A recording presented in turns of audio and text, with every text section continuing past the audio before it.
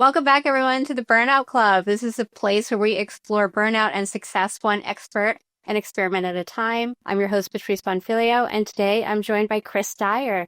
Chris is a CEO and multiple-time best-selling author, so the perfect guest, in other words. Chris, welcome.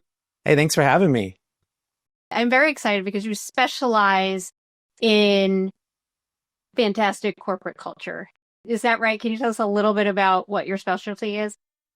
Yeah, so kind of my real big focus in life's work that I accidentally kind of stumbled upon was that, culture is kind of the solution to everything. If you're talking about business, it is the solution. It's also the problem.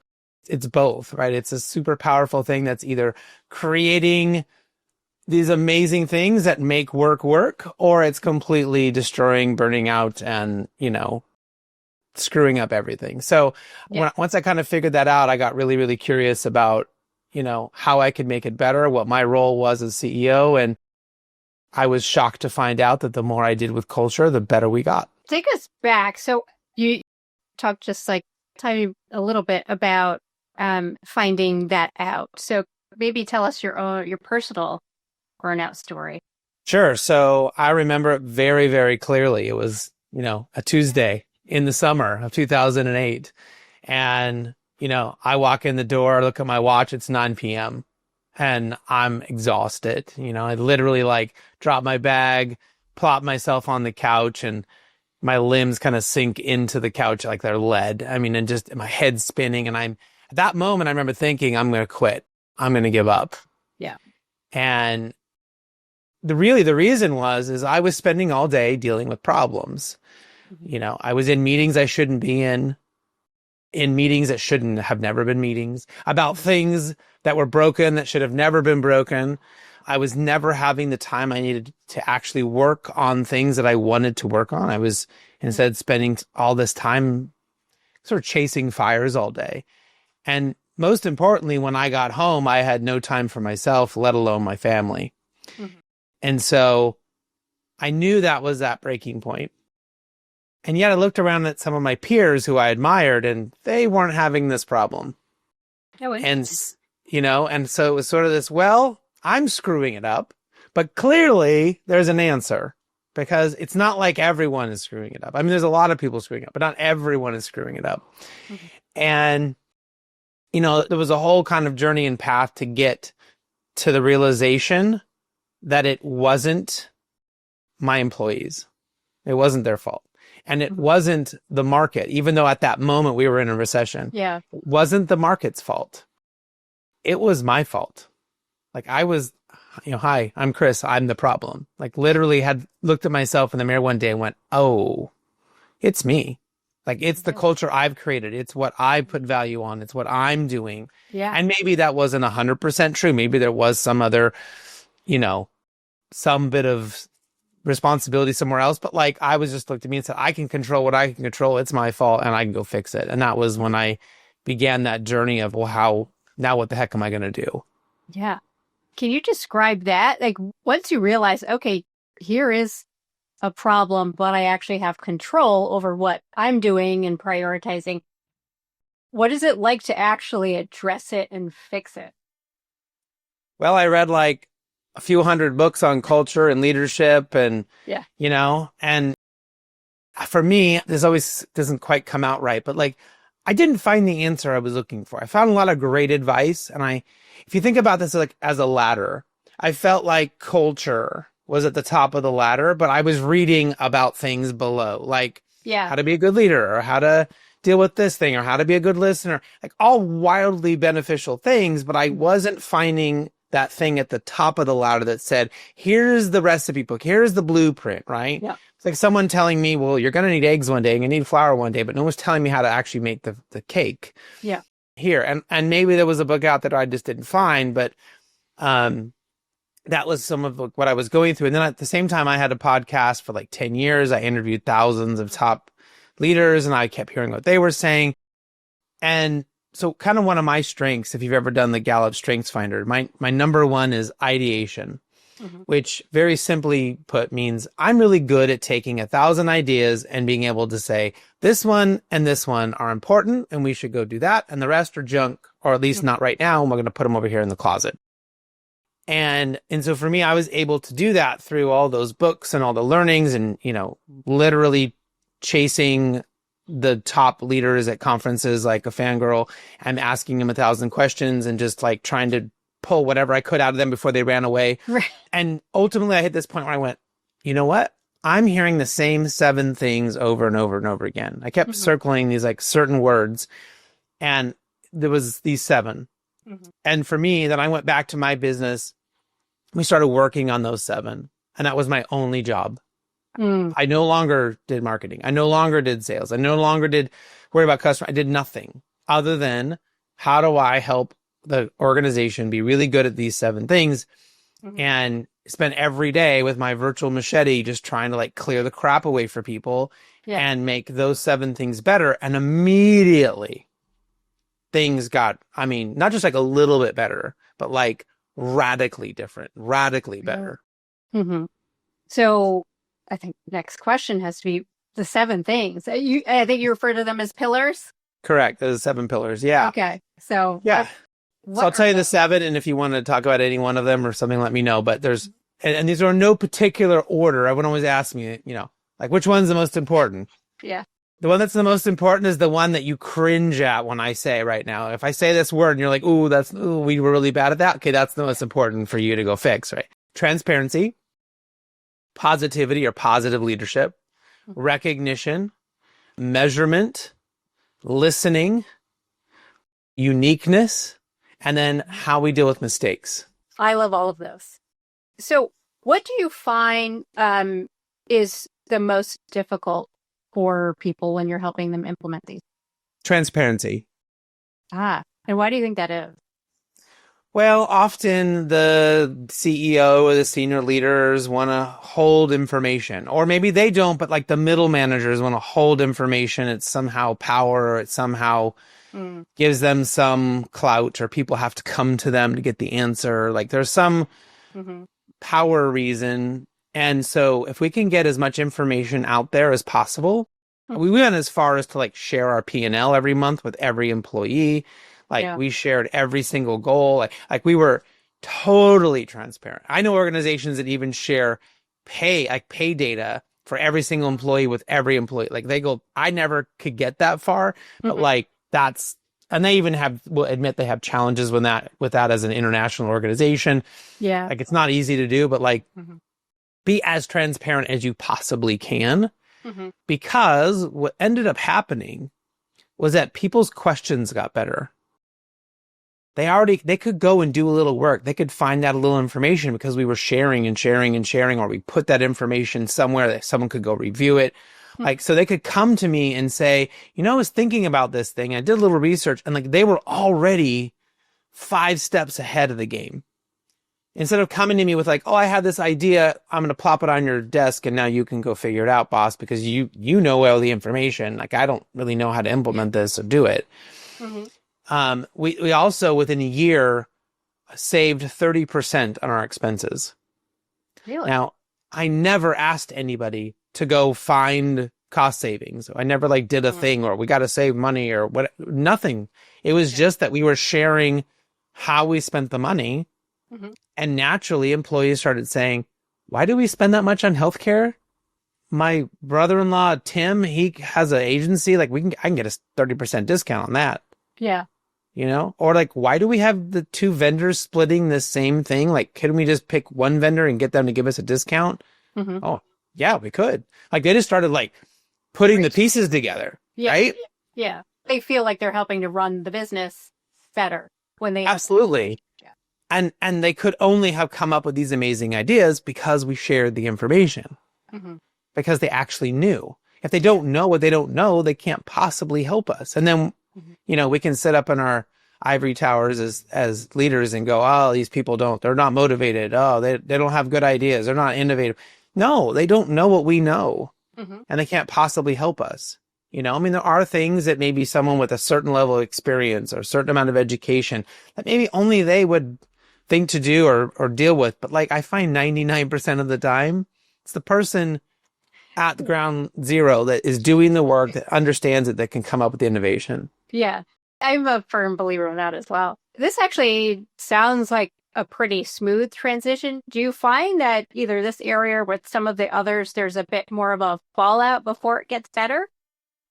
So listen, we definitely went through growing pains where we tried way too many things at one time and then that didn't work. And then like we didn't try anything and that didn't work. Like we had to kind of find the right balance. And for us, the right balance was, as an organization, we picked one pillar and we all kind of really dedicated a month to trying to figure out how we were going to do that.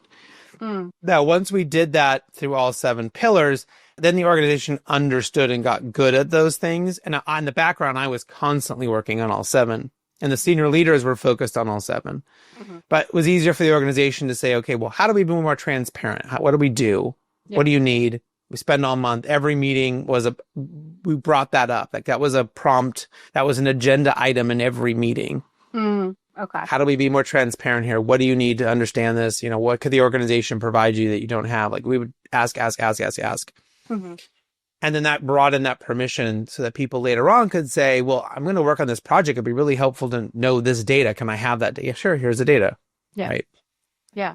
Do you find that you are tweaking those pillars often, like, versus just having them on the agenda and talking about them? Are you changing them, or like, when AI is coming in, does that make something different? So how we might address each of the pillars, sure, is going to ebb and flow and change. But what I have found a bit enlightening is that I thought, I had this theory that these 7 were right. And I had there was a lot of data and research and things that backed that up. But as I implemented it in my company, it worked spectacular. And then I've taken this to hundreds of other companies and it's worked spectacular there. I have yet to go, maybe like there isn't that like Pluto moment where you go, well, maybe this isn't really a pillar. Like I haven't had one of those where like, oh, maybe this one is, and we're going to bring in this one. Like it just hasn't happened. Like no matter what the thing happening in the world is, it somehow fits into one of those 7. Like, what's the thing with AI right now? I will tell you that when I speak at conferences and we talk about transparency and I ask them what's working in their organization first, the good companies always, they say, you know what? The stuff with AI has been tough. It's been hard, but my organization has been so transparent about what we're doing with it and how we're using it and like why, and like, they're so happy. Like they use those words, right? So even though AI is a big deal, organizations are being transparent about how we're going to implement it. Yes. Right. And then they go to positivity, and then we're going to make sure we're going to focus on what's working. What is working with AI? And let's keep doing more of that. And then what's not working, let's throw that away and not worry about that. So it does seem to be, fairly consistent. And we haven't had that Pluto moment. Yeah. I like the terminology there. So with the companies that you've worked with in the past, are there ones that are, let's say, more toxic to begin with, or just more difficult, and you can provide some sort of insight for the listeners? Like if you're going to take this on and that you have a really, really challenging environment, arm yourself with these things to begin with. Well, I will say that toxic companies, those that need my help the most, don't call me.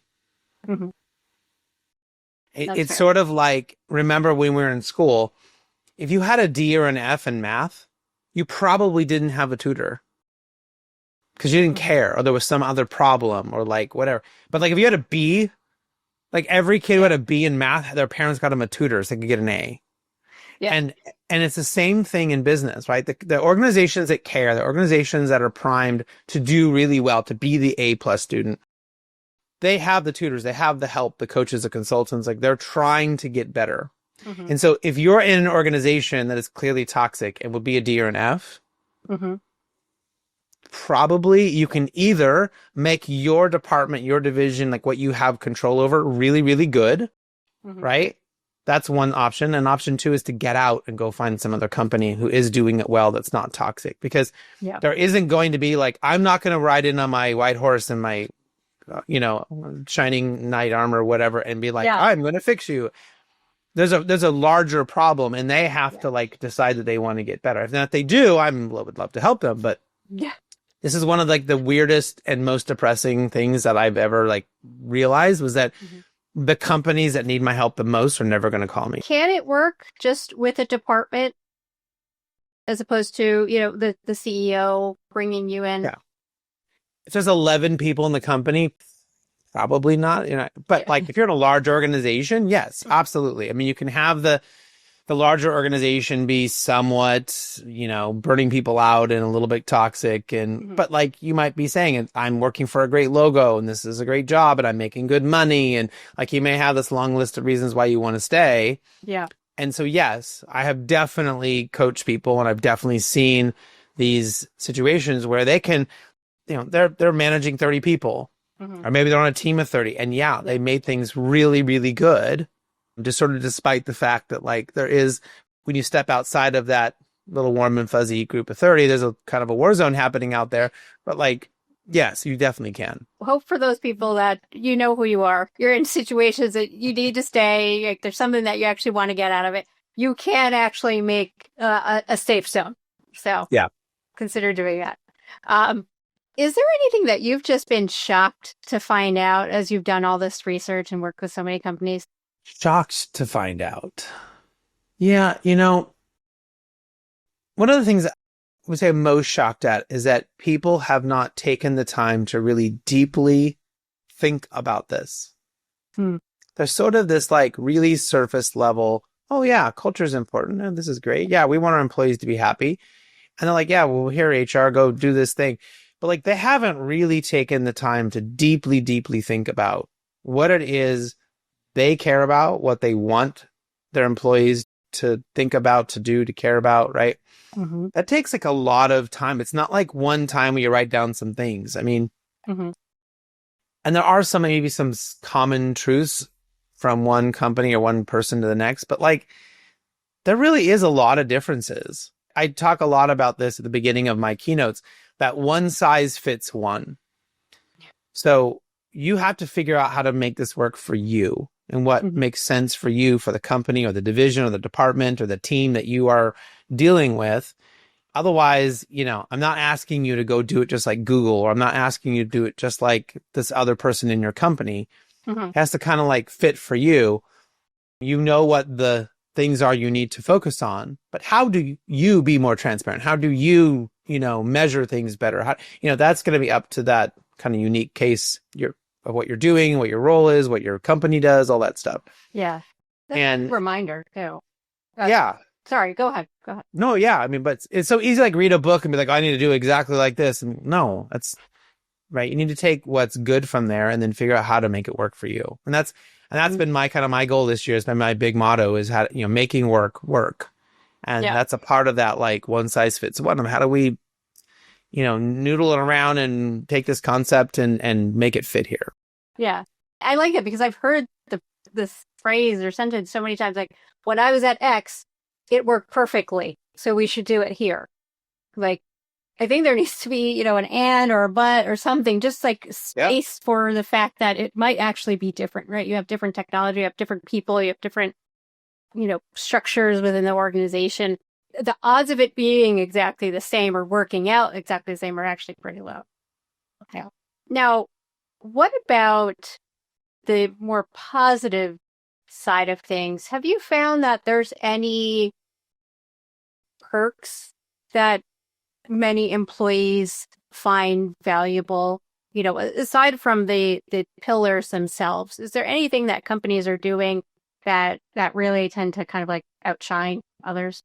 I can kind of start from the tactical and then up to the strategic, but tactically, I've really been loving Reclaim AI, which is this little calendar thing that goes in there, and you can tell it like, I need to meditate every morning, or I need to exercise 3 times a week. I need to, I need to have a 10-minute buffer after every meeting so I can have time to, and it will install all of that stuff.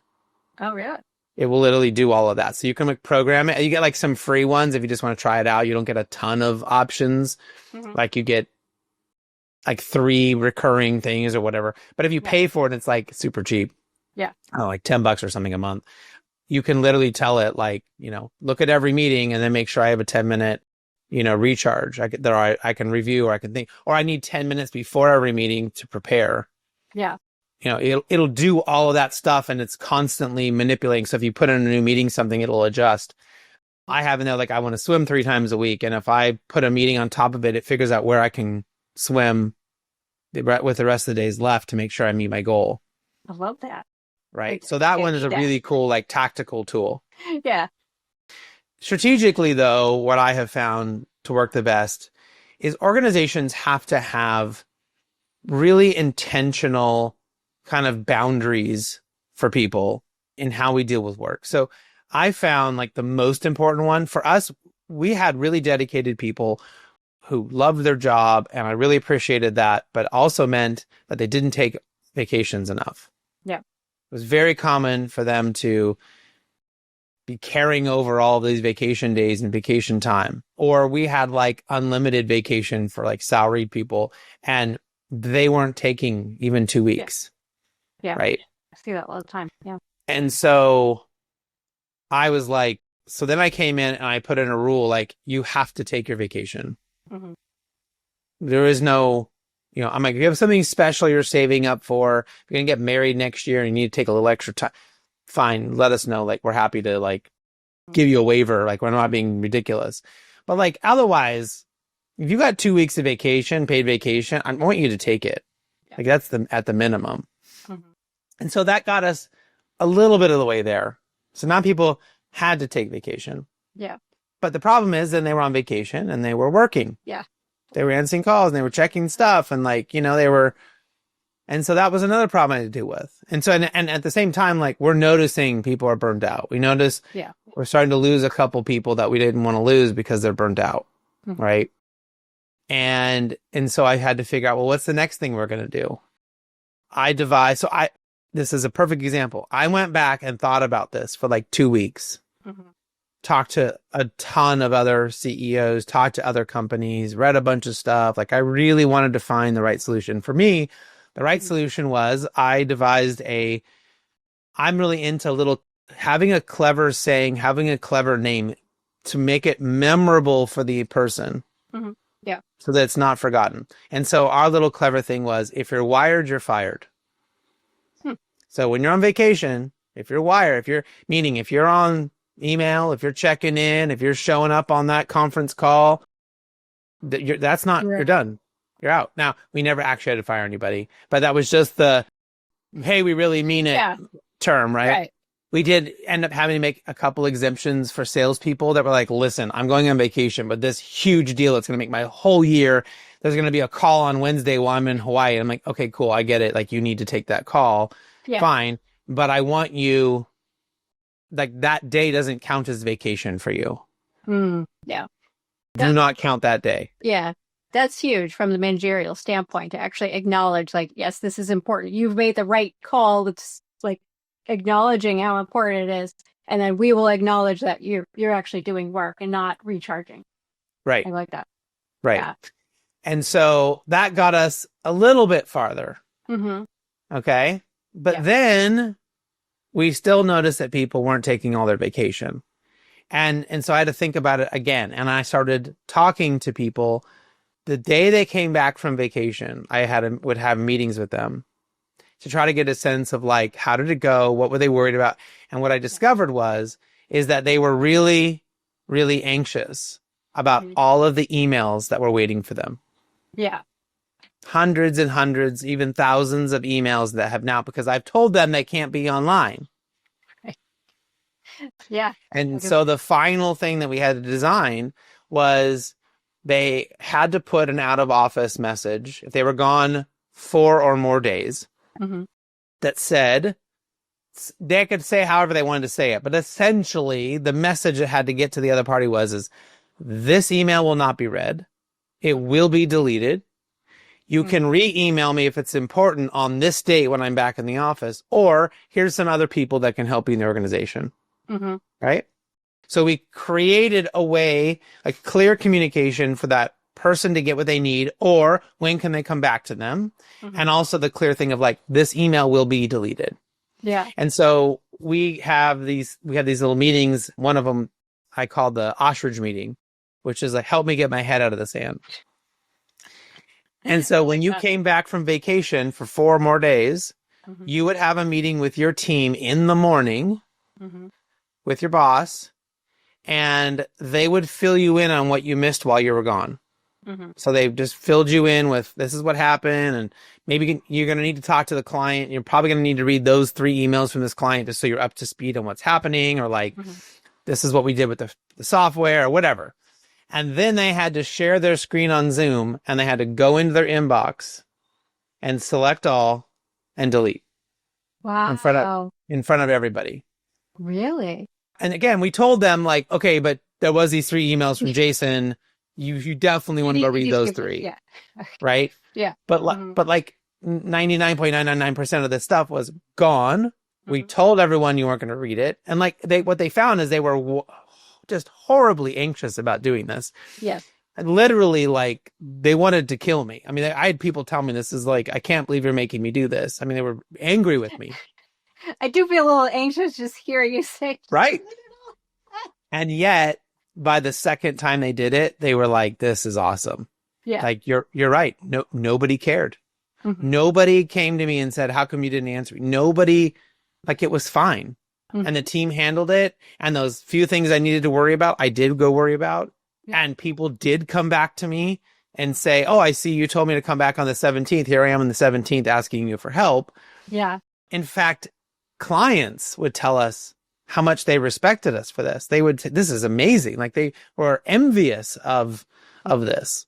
Yeah. Right. And so it began to be this thing. And like, we started getting like outside attention from news organizations, and different people were getting this thing saying, you know, I would put, I have taken my cell phone and thrown it in the ocean. Yeah. So if you need me, please send a carrier pigeon. If you can find me, you know, or if you've wrangled one of Harry Potter's owls, good luck. Like, you know, like, I was trying to be funny and clever, but like, you know, I'm not answering your email. I will not ever read it. Yeah. Mm-hmm. You know? Oh, and once we did that, our scores for engagement were never higher. Our burnout scores were never lower, right? And people started taking there's not only the minimum vacation, but those that could take a little bit more were taking even more, right? And we kept great people because we removed the largest part of that obstacle for them to actually recharging, to actually get rest, and to actually be disconnected. So that they could come back better and fresher. It reminds me, I have seen, you know, maybe not as clever, but some messages that are like that. Like, you know, I will not be checking this at all. If you need me, I am back on this day. And I do respect it. Like, person to person, like, yeah, understood. Like, we will talk, even if I'm the client. Like, people need to rest. If I'm engaging with something, I want the person to be able to think clearly, have a fresh mind. So this makes complete sense. I love it. Yeah. Maybe even as an organization, as a person you're looking forward to. You seem to have nailed down so many critical pieces already. Like, what's next for you? I've been doing a lot with AI. I mean, that's certainly the thing to be thinking about and doing. You know, trying to help better communication with sales and marketing with clients is a big one. Certainly an understanding. I'm currently using like 15 different AI tools pretty regularly. Like and I've experimented with maybe 100 plus, maybe close to 200 that, you know, didn't make the cut and weren't going to really, you know, they didn't deliver on what they promised. But yeah. I've got a good, you know, 15 or so that I use, and I understand maybe another 15 or so that I think other people might have a use case for.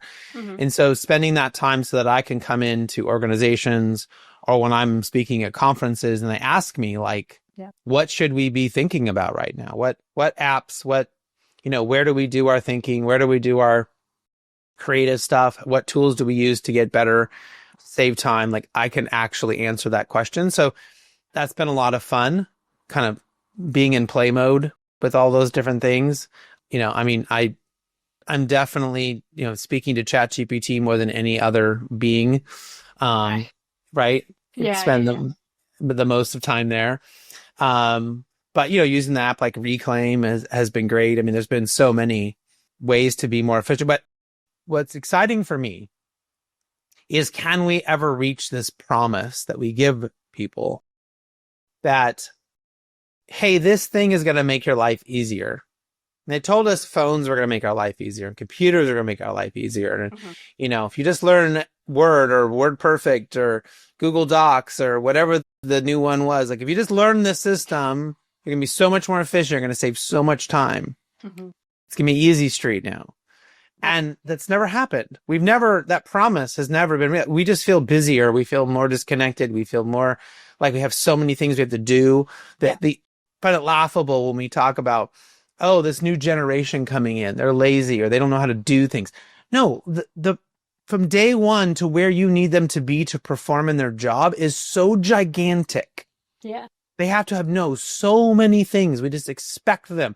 No one expected us to know how to use a word processor or an Excel sheet or how to use like we literally gave people training on this stuff on day one. And now we just expect kids to show up and know how to do all this stuff because they're good at technology. Yeah. I don't think that they're lazy. I think that they're wildly unprepared and do not have the training to come in and do stuff. Now, the good news is they have a whole tutor that can go to ChatGPT and they'll tell them exactly how to do it. We didn't have that. And in my day, we didn't have that. But, like they have a tool we didn't, so they don't have an excuse to get there. But like, that's a big thing. But anyways, can we get to that point without sacrificing something like, I don't know, our brains, like knowing how to actually solve problems? I don't know. There's a weird thing in there. Question. Yeah. Right? This is literally 1 in every 10 Star Trek episodes. It's a reoccurring plot line of they go to some place to help this planet, this civilization who's now in trouble. And basically this supercomputer is running their world. Yeah. And they've been running their world for so long and they've been at peace and they all walk around in yogas and they have free food and like they just do poetry all day and, and write sonnets and like whatever. Like but the supercomputer is breaking down and no one knows how to fix it anymore. Oh, yeah. Right? That is a very good point. Yeah. And yet, so here comes, the captain of the Starship Enterprise to save the day. But like, that's it. I mean, it is interesting that it's just this sort of that version of a reoccurring storyline of like, these people got so smart, got to this point that the promise was realized. And so we got to just have days of leisure. Yes. And robots and computers would do all of the hard work for us. And then we forgot how to like even make the robot. Like, could that ever happen? I mean, not in one generation, but like, it's an interesting, is there kind of this push and pull where we'll never reach that nirvana of, AI is going to do everything for us and we don't ever have to worry about that stuff. And also still being innovative and creating new things. Like maybe these two things can't happen at once. So, no, I think it's important to keep that in mind, though. I maybe not on a macro scale, but I was just thinking I think I was a little bit more hesitant to start using ChatGPT to edit some of my writing, just because I didn't want to lose the mental focus and revision muscles that I had. So it was just like, what will happen to my brain if I am not the one actually doing it myself? So on a certain level, I think it's a similar thought process that we're having. Maybe something to keep in mind, as we reach the top levels for our companies, right? To make sure everyone is. Well, it's like, we can see who's using ChatGPT at a very basic level. If you are seeing content out there that says in a world is like, they're using like the free version of ChatGPT. Like that is, okay. In today's business world, or whatever, like that. Okay. And then if you're seeing the EM dashes or M dashes, those like long dashes in the thing, like, that's ChatGPT content that they didn't even bother to fix or like to edit. Yeah. I like to think about whether you're using ChatGPT or Claude or whatever you're using, right? Mm-hmm. Think about them as an improv partner. Mm. So, their ability right now to play a role with us. And if anyone's ever done was ever in drama class or an improv class, like it's your job to hop up on stage with someone else. And the teacher usually goes, you're doctors who've just discovered an alien, in a Kmart, go. And then you have a scene about it. They just give you like these random parameters. Well, Yeah. the GPTs are like really good at being a partner with you in this role, but they need to know what their job is. Like, what is their thing? And if you don't tell them, if you don't give them that context, if they didn't hear what the drama teacher's instructions were, Mm-hmm. and you're just like, then they will respond in a very basic, dry, sort of unhelpful, like very common way. Yeah. And I can see so much of that content on the internet now. It's like they clearly did not do that. But if you're like, hey, you're a doctor and we both just discovered an alien in Walmart. Yeah. And then it like, oh my gosh, do things get so much better? Yeah. To your point, like I will literally write a paragraph Mm-hmm. to it, explaining what I'm trying to do and what I'm looking for and what I want to include and all. And then I feel like what I get back is like the version I would have written if I spent an hour Mm-hmm. Yeah. working on it. Mm-hmm. Not it's doing the work for me that like, I'm like, oh, okay, I mean, whatever. Yeah. And I'm just gonna, so I like to give it a lot of that context, what we're doing, what its role, how it should be thinking, is it a scientist? Is it, Nobel Prize winner of physics? Like what is the thing you want it to be? Mm-hmm. And then, and if you're really good at like, I want to include this, I want to include this, I want this point, I want that point, I want to make sure we don't leave this out. I want it to make sure it's very inclusive, like whatever like your things are. Yeah. Boom, you get back something. You're like, well, this is definitely something I could have written. Yeah. But I got it in 5 minutes instead of doing it for an hour. Yeah. That makes sense. You're spending the time and the effort on crafting that perfect prompt that really is tailored to you. So that makes sense to spend the time up front. So, with that freeing up a little bit of time, right? And let's say, you're taking all of your own advice and, when you are not working, you're trying to recharge. What does that look like for you? Like, what do you find most enjoyable and regenerative? I'm a card-carrying extrovert. So what I'm going to say may not work for everybody else, but like if I'm stressed out and I'm like have been working all week and I'm just like at my wit's end and I'm just, I'm at that breaking point, mm-hmm. I want to have a party and have like a dinner party and like invite people over. Like I recharge by being around people that I enjoy and making dinner and having a nice glass of wine. Like mm-hmm. That's me. That's not everybody. I get it. Other people want to do things. And that's why it's important to know, I'm totally blanking on the woman's name. This is really cool research about the different kinds of rest. Ah, okay.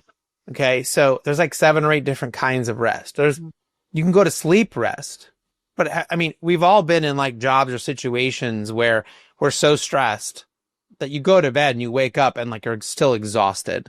Yeah. That sleep does not solve your rest problem. Mm-hmm. Yep. Sometimes it does. So sleep is like one kind of rest. There's another kind of rest where like you need a break from doing the activities that you've been doing in order for your brain to kind of get caught up and to feel like you're there. Mm-hmm. Or maybe you need a break from the emotional thing. I mean, I remember my wife was in the hospital like 6 times. She had a bunch of surgeries. Every time we went through that thing, I could never get caught up on rest because emotionally mm-hmm. I was drained. I was physically drained from all of the like just being tense and pacing and like, whatever. I was spending all this time doing research and trying to understand what the doctors were saying. Like, I mean, it's like I never got caught up. When that happened, each 6 of the 6 times, I was a zombie mm-hmm. for that month. Now, if that was like that happened because of work, you'd probably quit your job. Right. Like, but you have to figure out what I could have done differently. I don't know if I would have chosen this, but like, could I have gone to the hospital less? Could I have had other people there and I have removed myself to have given myself a few more breaks to not think about anything, to not deal with anything? I don't know if I would have been able to like actually do that. Yeah. But logically speaking, objectively speaking, like that's probably what I could have done in that situation to have improved it. But again, it wasn't sleep, even though I was tired the entire time. And so you have to figure out which kind of rest that you really need. And that's why some people do really well with meditating, because that's actually kind of resting their one part of their brain into kind of organizing thoughts. And, by the way, if you're thinking during meditation, that's okay. Like, you're not supposed to be completely silent. It's not how it really works. Like, I know people like, I tried to meditate. I couldn't, my brain was thinking about stuff and I felt like I was failing. Yeah. No, that's not it. Right. It's okay. Let it come in and then you can let them go. Yeah. But like your brain's going to be, your brain's going to be doing stuff. Like being silent is not this, I don't know. Some of the movies told us that and it's not true. That's encouraging. So I'm sure there's some people out here that are like, okay, I'll give it one more shot. Yeah. Give it like 20 shots, because that's what you need, is like 20-minute sessions. Let it come in. Oh, that thought, that thing. Oh, I need to do that thing. Cool. Just let it go. It'll come back later. I promise. Yeah. So, delete it like the emails. Let it go. It'll come back. Let it go. It'll be back. That's great. Well, Chris, this is wonderful. You covered so much. Is there anything that you want to leave the listeners with? Sure. So if you are interested in learning more, if you want to text me 33777 and just put my name, Chris, as the message, I have a little free guide I'll send you on like 25 great questions you can ask your employees if you want to start listening better to them. I'll also send you my different little meeting types. I mentioned the ostrich meeting, but there's a bunch of other little fun meetings that really can help you move work better. I think it helps people be more collaborative and more, I guess, sort of get more things done quickly. So you're not spending, like, to me, if you're having the same meeting, like the same structured meeting, the same length, and it's the same structure for all of your meetings, you're doing it wrong. Secrets out. So I will send you all of those for free, and you can be on my mailing list or not. I don't care. It's up to you. But I'll send you that for free if you'd like it. And I'm happy to connect with anybody on LinkedIn or TikTok. I do a ton of content there, Instagram, wherever you hang out on social media. I'm probably annoyingly there posting content. So happy to interact. Fantastic. Well, thank you, Chris. Really enjoyed having you on. And all the listeners, thank you. Remember to subscribe and like and all that good stuff. And I would take Chris up on that offer. Let's get some questions going with the employee base and have better meetings. So awesome. Thank you, Chris. Thank you. Bye.